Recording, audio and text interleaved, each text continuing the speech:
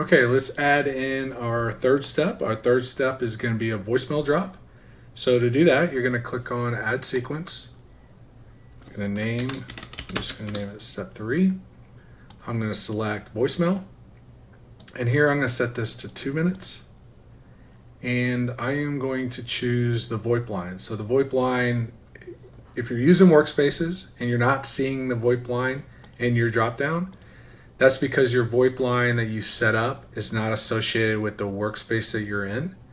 So when you create a data form, you assign it to a workspace. When you create a cadence, you assign it to a data form, which inherits that workspace. So you can either toggle to all workspaces, or you need to go back to your VoIP line and swap out the workspace associated with that VoIP line.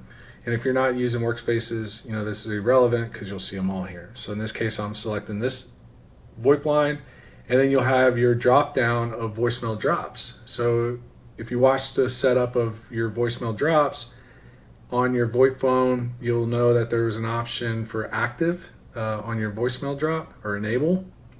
That's what will enable. So if you're not seeing a voicemail drop that you put in there, you need to go back and make sure it's enabled, and then you can select it. So I'm going to go ahead and select that, and that's all you need to do at this point. It's going to use this voicemail drop with this VoIP line on step 3, 2 minutes immediately, 2 minutes after the previous step. So I'm glad I made that mistake. So by the way, I had 1 minute prior to that. So I wanted to set up my sequence of 0 minute, 1 minute, 2 minute, right?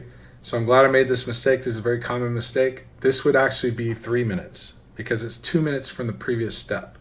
So I need to change that to 1 minute. So now this is going to go out 1 minute after the SMS is dropped. So as soon as the SMS is going to go 1 minute after the email. So in this case, this is going to go 1 minute after SMS. Go ahead and hit create. And now your steps are set up here in your inventory to use. And as I mentioned, the final video in this sequence, we're going to pull them all into the canvas, hook them up, and activate them.